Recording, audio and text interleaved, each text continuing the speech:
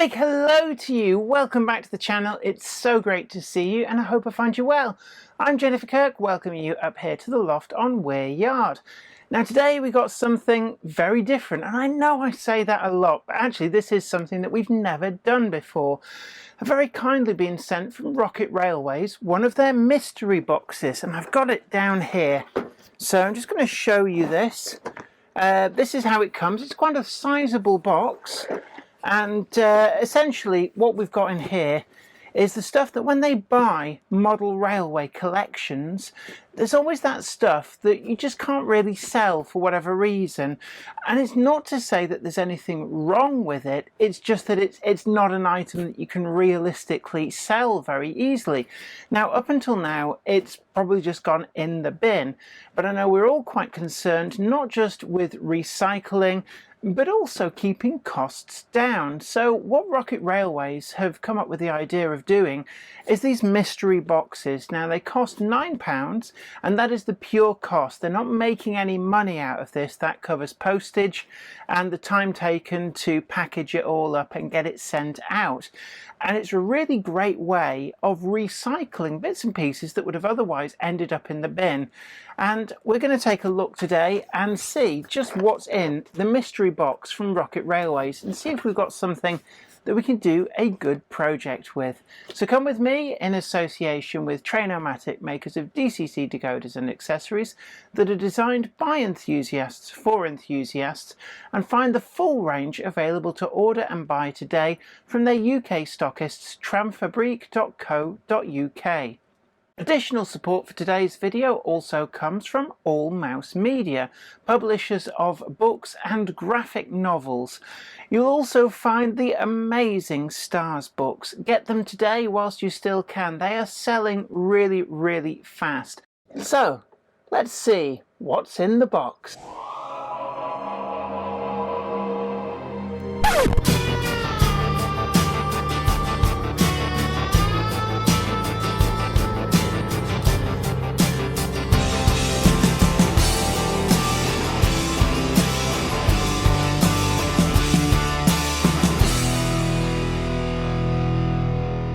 I'm really excited to take a look at this. It's something which I think more companies should really consider doing.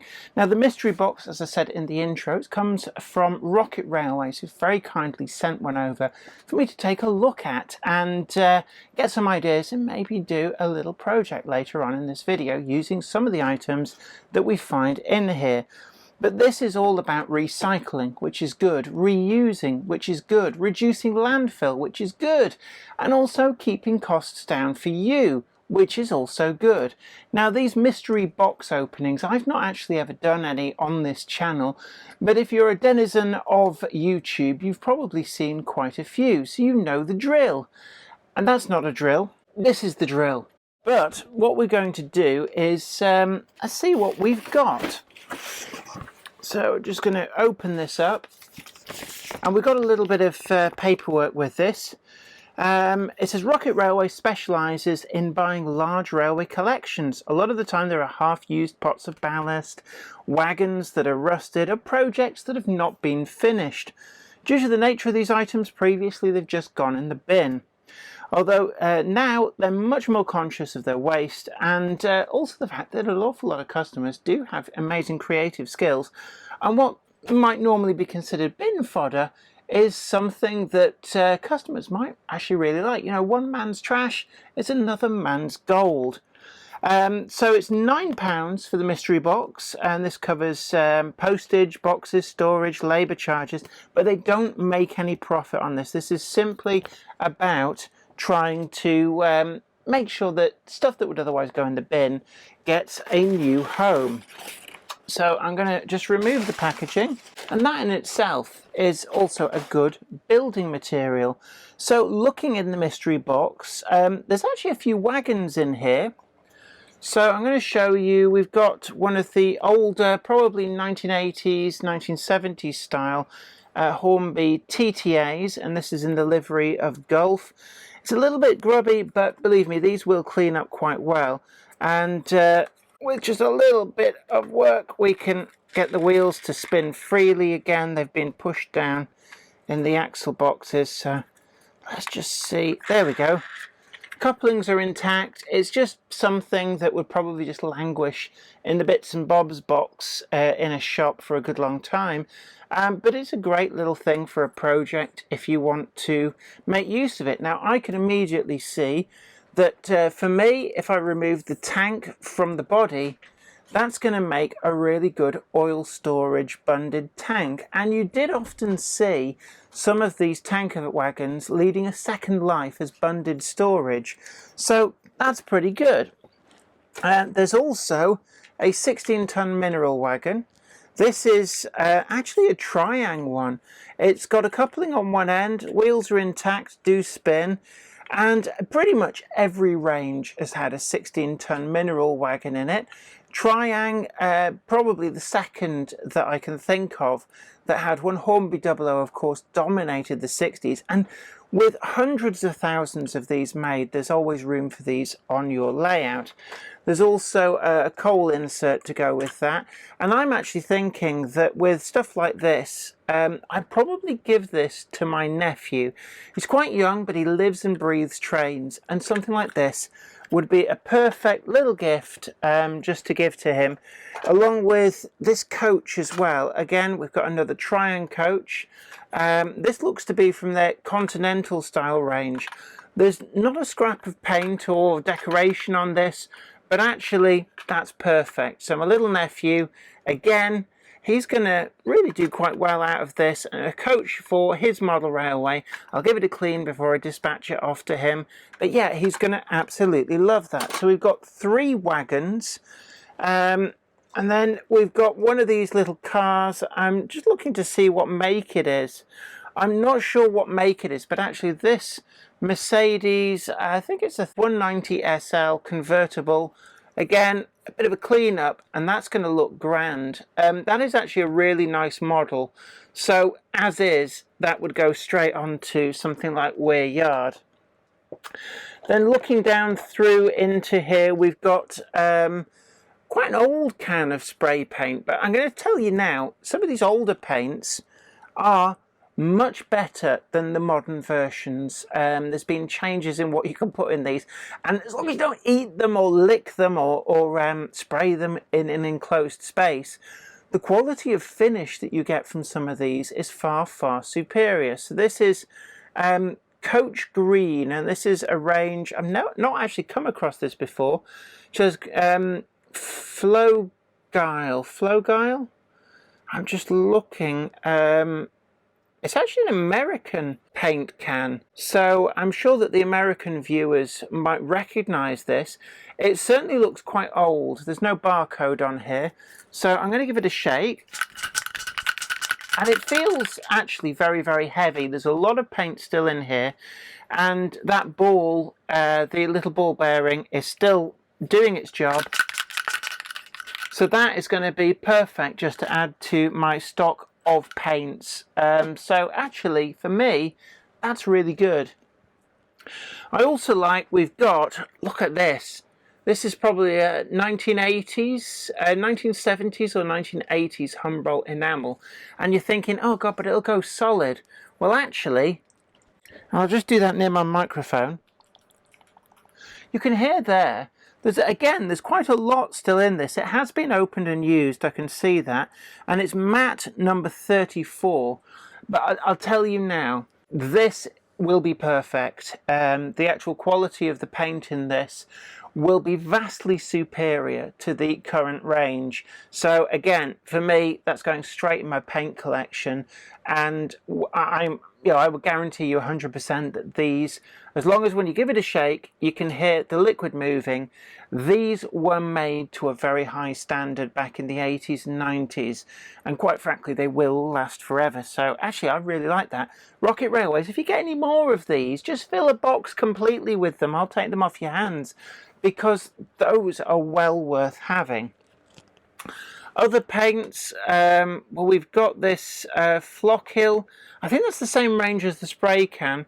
Flockhill Colours for Military Miniatures. This looks very marbled. Again, it's quite old. I would say 50s. I don't hear anything moving in that, so further investigation. It may be salvageable, I don't know. And then we've also got, this one's Testers PLA enamel, 1/4 of a fluid ounce. So again, I can't see anything moving in there. It's quite a hefty glass vial with a screw top lid. I suspect that it has dried out. I'll have to investigate that further. And we've got a water crane. Again, that's going to go straight to my little nephew. A telegraph pole. These are really great for little features. I would suggest paint it with maybe Humbrol number 110 for the actual pole. Weather it down a bit. A little bit of actually the matte 34, perfect for the porcelain insulators on the top there. And you've got yourself actually a good scenic little piece. Now this really intrigues me. We've got Woodland Scenics realistic water. Originally these are quite expensive. You can see the original price tag on there, £21, and I estimate that there's a third of the bottle left. And this is quite an easy to use water making product. Woodland Scenics, so you know it's going to be good. And it's still liquid, so again, really looking forward to having a go at adding the water into a ditch on Weir Yard that hasn't really worked because I didn't have any water products to do it when I was building and never got round to sorting it out. So that will be quite useful. And now we've got, it says here accessories, so I'm just going to open it up, and we've got an assortment here of, there's a few little figures, a platform tug, buffer stops, quite a few buffer stops actually, another telegraph pole, we've got a cow, oil drum. Oil drums actually is really quite nice, and a few figures, painted and unpainted. So there's an assortment in there, and certainly I think they'll go into the scrap box and be really useful for projects as we move through the future. Then we've got a couple of pieces of track. It's nickel silver track, so always going useful. Again, my little nephew is going to appreciate a slight expansion of one of his sidings. We've got yet another, so there's 3 of these I've counted, the telegraph poles. Again, just as before, quick whip round of paint. And then we've got a little pile of sea foam, seagrass. And I'm going to use some of this, I think, to make a few trees. I've shared in a previous video a really good technique for this. So you can imagine this. You couldn't sell it as is very easily, but to a modeller, there's a good few trees and bushes there. So we will work on that, take a few pieces, and that's going to also be a little part of the project that I've got planned. There's a little tree there. That's not too bad as little model trees go. Again, my nephew will enjoy that. And there you have it. That's the mystery box from Rocket Railways. So I'm going to get set up now and let's see what I can build with it. This is the area that I've chosen here on Weir Yard just for a little bit of a project to use some of the items from this mystery box.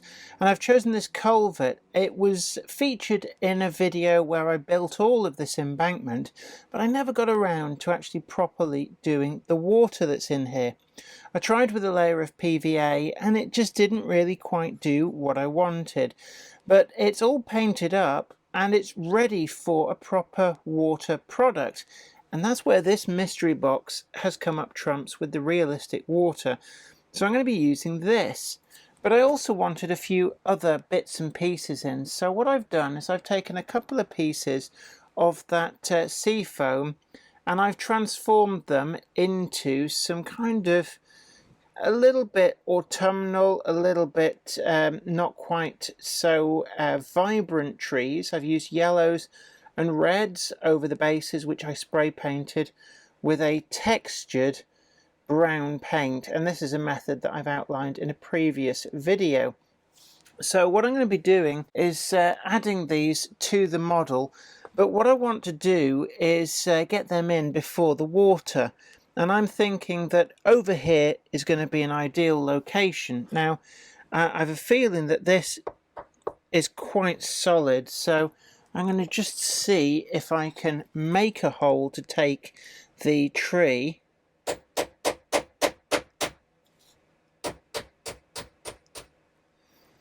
So there we go, we've got one hole, and I'm going to now also prep the ground. One of the things that I always say to people, underneath trees you're going to need a little bit of a change in the vegetation. So just using up an old can of static grass layering spray here, and the same yellow again from War World Scenics that I used on those trees. I'm just going to put a little tiny bit of that kind of almost fallen foliage, which will end up being underneath these trees, and I'm going to just give another quick blast. And then that's a bit garish, always a bit garish, but with a lot of these there's a multi-stage process, so I'm just going to go in and mute that with a little bit of the red. And don't worry about that kind of whitish tinge, that's the spray glue with the layering spray, and it does dry clear. So what I'm going to do next is get a little bit of glue, and I've heroically managed to lose the hole, and it's there. So what I'm going to do is use a bit of Deluxe Materials Speed Bond and just get a little bit of glue on the hole. This is so that when we push the tree in, it pushes the glue down ahead of the tree itself, and we get a good bond. So always find there's always a good side and a not quite so good side with these, and I think actually what we need to do is just never be frightened to lose some of the lower branches if they don't quite work the way that you want. So just trying to find the hole there. Got the hole, and we're going to push this down into place, and I'm going to place the other one. I think we're going to have that, I reckon it'll go in the same hole, you know, and then we'll have two trees quite close together. So we've got that there. Again, the seafoam is a wonderful material, cannot recommend it more highly. Just going to push that right down into there, and there we've got our little bush in place. It's as easy as that, and it only took 4 or 5 minutes to actually make these trees. They really are quite easy. The little bit of branch that I broke off, I'm thinking we can probably just dump this down here somewhere, and this will kind of get a little bit incorporated into the other materials we're going to be using.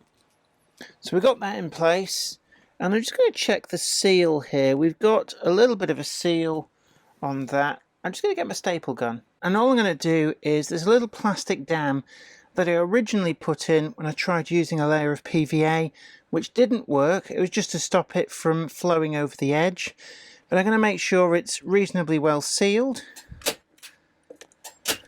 and this will just stop any of this new water product from finding its way around the edge. And this we can always remove afterwards. So looking to this realistic water, I'm going to just have a quick look at the instructions. It says do not shake, that's check. We're going to pour up to 3 millimeters deep, and we're going to consider the area sealed already from that PVA. We can use acrylic paint to colour water, so we will have a think about that. I do have some brown PVA, we might just mix it in. So let's just see where we get to. So I'm going to open it up, and I'm going to pour it in very carefully. It's got a slightly white colour to it. I don't know if pigment has been added to it already, but certainly it's a slightly white colour. I'm just going to pour in and just hope that we can slowly build up that 3 millimeters of depth. Now it's flowing back into the culvert, which goes back about 2 or 3 inches, and it will also slowly soak into some of that grass. So whilst we're doing that, what I actually want to do is find some, I'm going to go with brown acrylic paint. And you don't want anything that's water-based because it will just make an unholy mess. The water product is just soaking its way in. It's filling up all the undulations. It doesn't look too bad. We've not got any leaks as yet. And I've got this brown acrylic paint, and the acrylic is important. If you use oil-based, then you're going to have a problem with it not mixing properly. I'm just going to flip the lid, and then don't need a lot, just enough that I'm going to add a little bit of a muddy tone into this water. And just work it about, work it in, work it here, there and everywhere. I'm going to do all the way back into the culvert. And it looks nice and polluted.